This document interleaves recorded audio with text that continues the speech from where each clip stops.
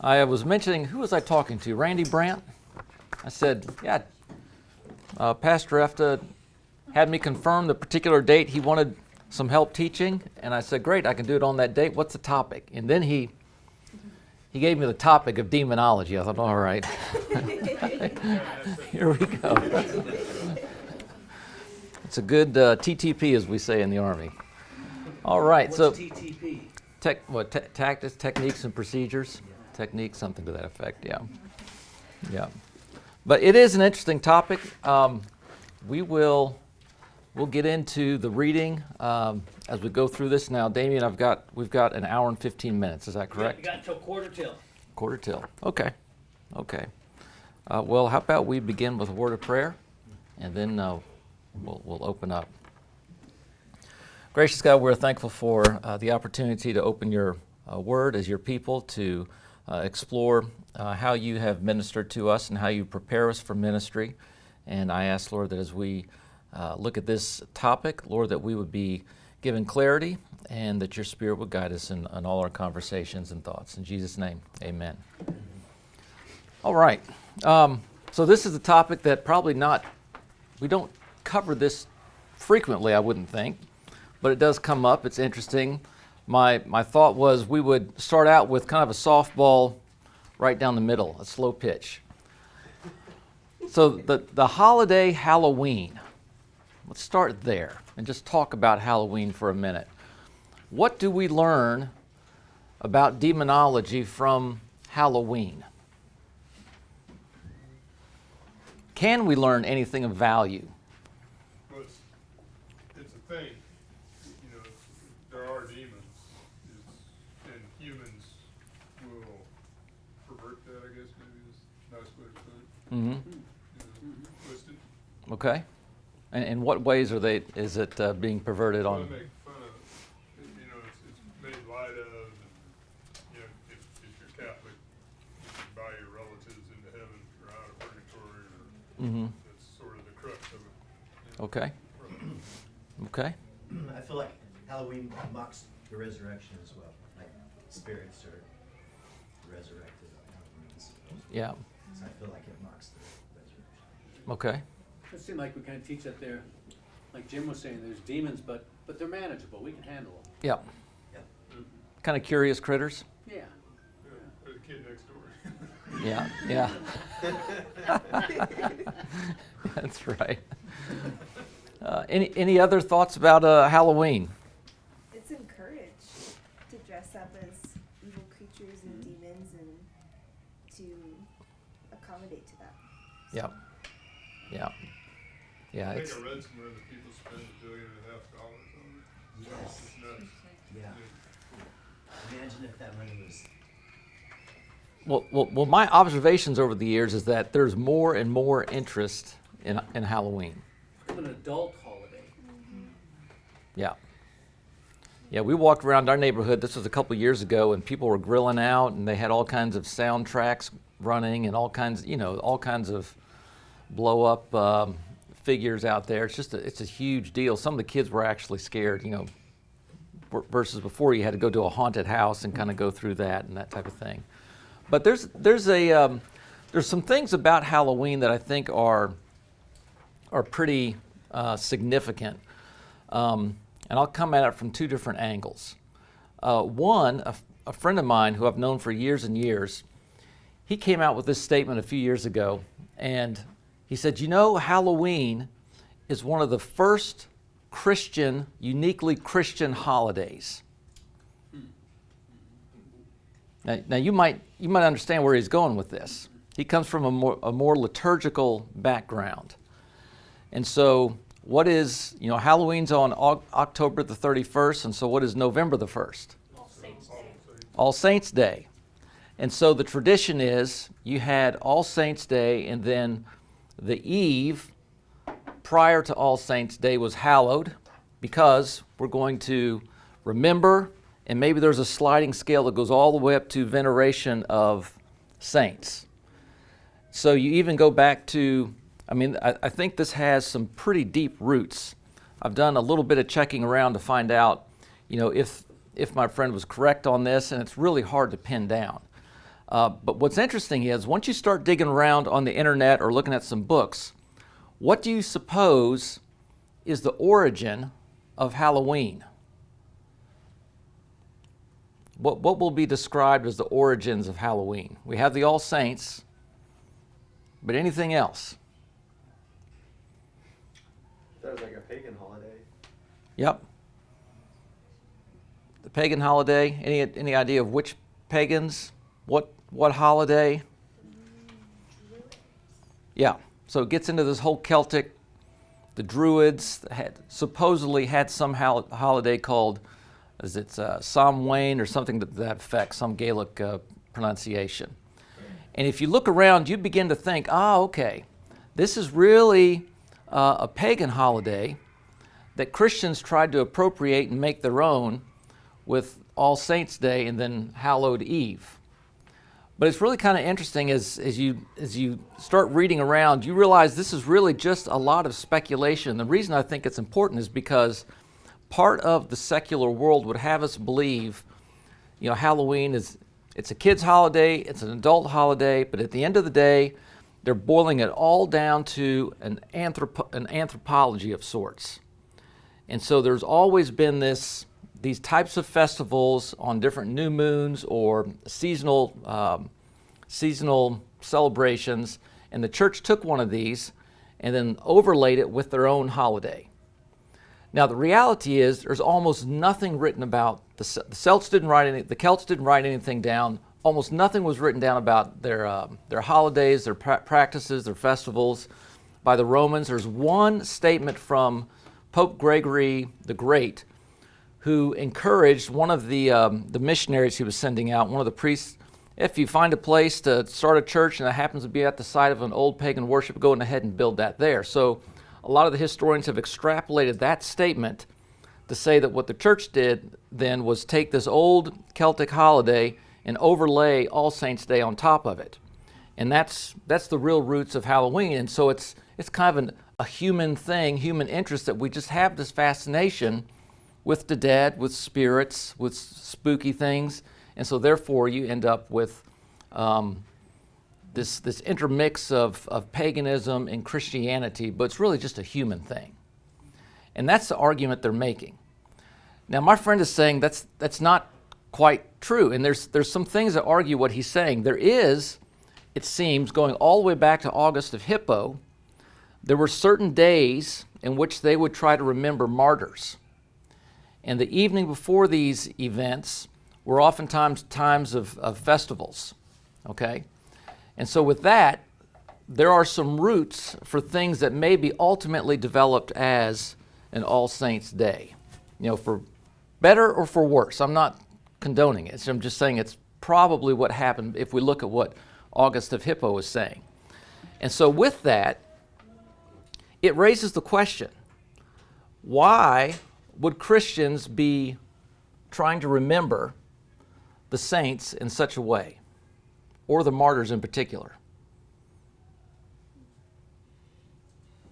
What's going on there? Especially when you look at how pagans have typically treated the dead. Oftentimes cremation, to get rid of the dead person and release whatever spirits. The Romans would put the bodies way outside of town. The cemeteries would be way outside of town. Christians, though, if you've ever been to Rome, they were actually worshiping down in the catacombs for reasons of necessity. But why would they have this interest of remembering the martyrs? And what purpose might it serve? What, from my Catholic history, and that your dead relatives can pray for you or intercede for you. That would be a later development, and I think at that point you're looking at the slide towards veneration. Gotcha. Is there any harm in remembering the martyrs? I'm thinking in the scriptures there seems to be references to remembering certain people who, the Hebrews Hall of Fame, they were, so is it? Yeah, the Hall of Fame, the cloud of witnesses. Right, is there any harm in remembering those who have gone? So I guess the question is, and if there isn't, then they were simply doing it because it's a good exercise to remember. those who have given their life for the faith. Right. I think that's part of it. Wasn't the Reformation on October 31st? October the 17th, is that when the 95 Thesis? Am I right on that? It was October 30th, but he did it because it was All Saints Day. Yeah. Oh, that's right, that's right. Why he put Okay. it in. Okay. Boy, I should know that. The date of that. I think Presbyterians know about the Reformation. That's right. Wow. Yeah. God's in here. But there is kind of there's probably nothing wrong with remembering the martyrs. You would probably want to remember the martyrs. I mean, we just got done talking about Stephen in the book of Acts. But there's also probably a theological reason. Why would Christians not be afraid to be talking about remembering the martyrs, being in the catacombs? What would be different about the Christian approach to death? Well, we know where the people are. You know, they're in heaven. Yeah. Not some mumbo jumbo, mysterious place that we don't understand. Yeah, because at the core of it, there's a resurrected Lord, and there's the belief that those who die in faith, if you live in faith, you die in faith, you're received into the arms of Christ. And so we go to Corinthians, and Paul is saying, you know, what's that famous statement? You know, where's your victory? Where's your victory? So Christians would have always from the beginning look at that process of death as not being the end, but it's being something that Christ has conquered. And so because of that, you have these different, we could call it sporadic traditions that would develop. And then the idea is that over time, once the church began to organize, they looked at, hey, you know, not every community has a martyr. Interestingly, we were in Poland. We were doing a rotation in Poland, and we got to go through it was called the Dom of Zagen. It's a cathedral there. And in the back, they had 2 glass cases with martyrs from the 4th century. And it was kind of interesting. They each had their crown on, and they had their martyr's crown, and they had some type of garb that was on it. It was kind of very interesting for a Presbyterian. But that was their claim to fame. And so the priests were very proud of having these martyrs there, and they would remember them from time to time. But ultimately, people will have said, historians will say that there was some point at which All Saints' Day became significant. That way, every community across whatever the region was, they would share in this participation. Now, why am I mentioning this? It's because it gives us, I think, the current way in which Halloween is celebrated. It does try to reduce this whole topic into something that is just simply a human phenomenon. And we have to be very careful that we recognize that, Halloween aside, there is something very particular that the scriptures teach about not only angels but also demons. And so when we get to the Reformation, I wanted to, if you take one of these and pass them around, if you're a couple, you might want to share one. This topic has come up periodically, and I'm passing around a hymn. You should recognize the words. It's from Martin Luther. Somehow you got skipped there. He's got. And if you look at that, what do we learn about demonology from Martin Luther here? What should we take away from the thoughts of Martin Luther as we look at this hymn that he wrote? Well, from the 3rd line, it is still an ongoing thing. For still our ancient foe seek to work us woe. Yeah. It's not happening. Yeah, it's current. It's current. He's powerful, armed with cruel hate. Yep. Yep. He's the same from age to age. Mm-hmm. Which one is that? Which line is that? Second to last line. Okay. From age to age is the same. That's talking about Christ. We're talking about Satan, right? Demonology you were talking about? Mhm. Yeah. Yep. Not the same thing. verse 3, the first line, and through this world with devils filled. Yep. Let me get a, let's see here. I'm going to put the Halloween up here.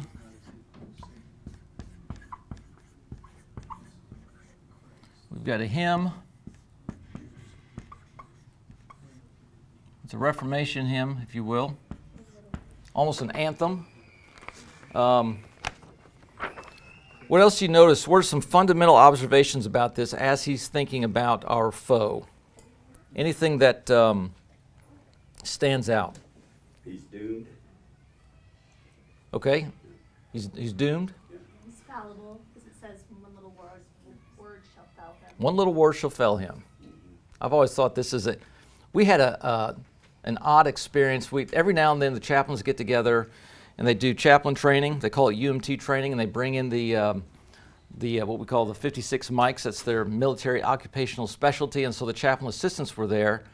And so Chaplain Weed wanted to have a time where before we started our training, he wanted to have a little worship, and he was just making sure everybody was on the same page. And so he asked one of the chaplain assistants, "What's your faith?" He said, "Well, I'm a Satanist." He said, "Well," so, "Oh, okay, I didn't know that. Well, that's all right. We all have coming from different backgrounds." But then the hymn he had printed out was this one.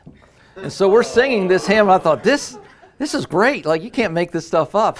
This is the ultimate hymn that contradicts anyone who would be a Satanist or a devil worshiper or this type of thing. But this hymn, if we look at this hymn, we all kind of know it. You may have some type of attachment to it. At least I think most of you would know it. It's well liked. Is it a good summary and a good way to approach demonology from a biblical standpoint? Mm-hmm. Yeah, because he's hitting some very key fundamental things that we'll talk about here over the next hour. And that is a couple of things. One, that one little word shall fail him. So as powerful, as cunning, as cruel as Satan may appear, or his demons, he is not he's not omnipotent. Yeah, one little word will fell him. There's something else that's pretty significant about this. As we get into this topic, it is a particular foe. Satan is a particular foe, our ancient foe. And so when we get into this topic, we shouldn't be deceived into thinking, okay, we're just talking about good and evil. Just different forces of dark and light. That's not what Martin Luther is talking about here. He's talking about a particular foe, a personal being. And so I think that comes out in the reading that we had for this week pretty clearly. The other thing is that we're not, the first line of verse 2, and Pastor, after you kind of alluded to this, all these demons are pretty manageable, but that's not really what Martin Luther understands. The scriptural witness gives us the clarity that this is a formidable foe and that we should not be trying to step out on our own strength and our own power. And so Luther's hitting a lot of the key points that I think we should understand and we can draw from the scriptures. Is there anything I've left overlooked in this particular hymn? I was looking at end of second to last line of stanza 3. Although formidable, his rage we can endure. Mm-hmm. Not overcome it, but it's not. Yeah, so that's that interesting contrast. Yeah. He's powerful, but he can't take us down. That's right. That's right. There are limits. Says, we will not fear. Mm-hmm. That's true. I wonder if Martin Luther sees Satan working his will through those earthly powers, where it says the prince of darkness grin, Mm-hmm. then go to 4, that work of all earthly powers, like in Scripture, kind of thinking of the king of Tyre in that passage. I think it's Isaiah. Yep. But it's talking about more than just the king of Tyre. Yeah, Ezekiel. Yeah. Yeah. Yeah, the word above all earthly powers, no thanks to them abideth. The Spirit and the gift are ours through him who with us sideth. Let goods and kindred go, this mortal life also. The body they may kill, God's truth abideth still, his kingdom is forever. One of the things I liked about Riley, I've forgotten our author for the book. Ryrie. I was wanting to say Riley. I've been talking to Bob Riley all day. As we get into this, Luther's giving a pretty good summation here, I think, of the scriptures. But we do want to, we really want to keep track of what are the scriptures saying. And so as we work through this tonight, we have history. We could look at the history of Halloween or All Saints. And however that history developed, we don't want to put too much stock into it. We understand that there is a history there. There's a Reformation history, the hymn writing of Martin Luther. Other people have spoken to this topic. St. Aquinas, I think he's sometimes referred to as the Doctor of Angels or something to that effect. He put a lot of interest, had a lot of interest in angels and demons and so forth. So there's a lot that's been written, there's a lot that's been discussed, but ultimately, even with a hymn like this, I think it's a good exercise to really go through and kind of look at the scriptures and understand, in summary, what are the scriptures saying and how do we frame this in a way so that we understand this topic of demonology does have some practical import upon our lives, and especially as a church. So part of what I want to do over the next hour is talk about how this will ultimately help form a little bit of our ecclesiology, if you will, or the doctrine of the church, and how do we approach this as a church. And so one of the ways that Ryrie goes through this is he makes a couple of good points, and we'll get to it, and that is ultimately that Satan comes as not only an accuser, but also as a tempter, okay? And so because of that, we can oftentimes feel as though it's just me and, the demons.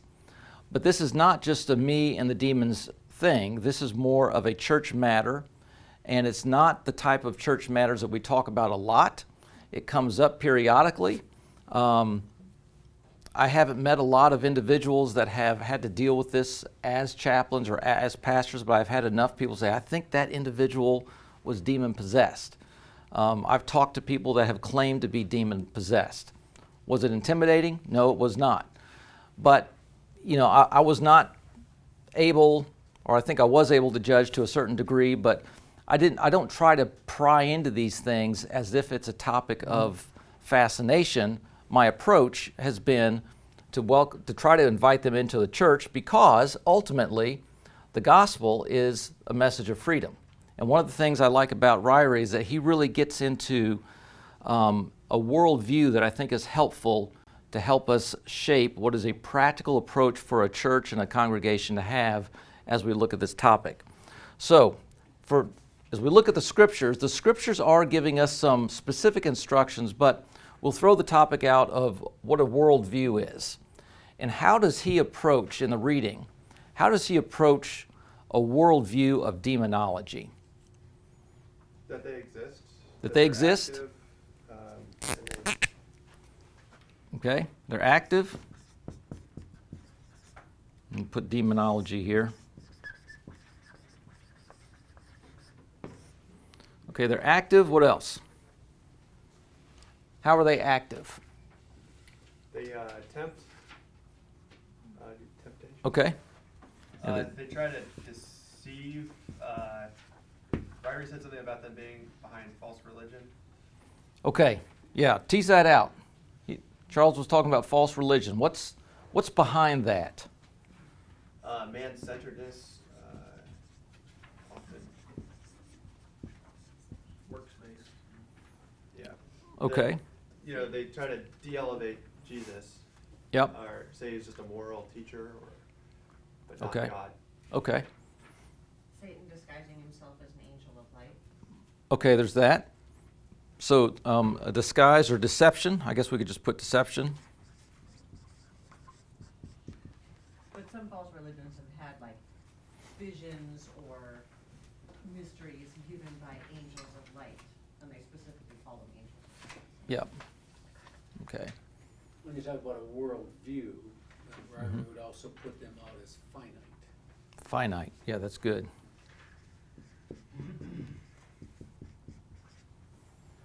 Finite. And created. Kind of they go together, but every word. Yep. They're created. On a leash from God. Okay. Yeah, they're limited. I guess that's similar to finite. Yeah. Yeah. So we see this in the book of Job. You know, for example, Satan can only go so far. He's petitioning God. He thinks he can work through and crack Job, but he's only got he's got limits. So if we kind of pile all this together, we could list some other characteristics or attributes. But Ryrie is introducing this topic of the cosmos, and I liked his approach there. And what did he say was the essence of the cosmos in relationship to Satan?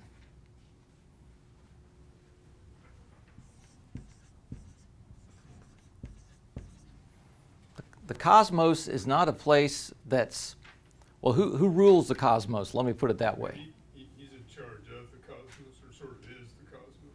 Yeah, the prince of the air, Prince of the air. the powers, the principalities, all this. Yeah, he's working everything he can. Yeah. That he's allowed to work to achieve his goals. Yeah. And I hadn't thought about this per se, although it made perfect sense, because ultimately I want to get to a little bit in the book of Ephesians, because I think Ephesians is very practical for the church in this respect. But when he's talking about the cosmos and Satan as the prince of the air, Satan's doing two things as the ruler of the cosmos. And one is he's trying to disrupt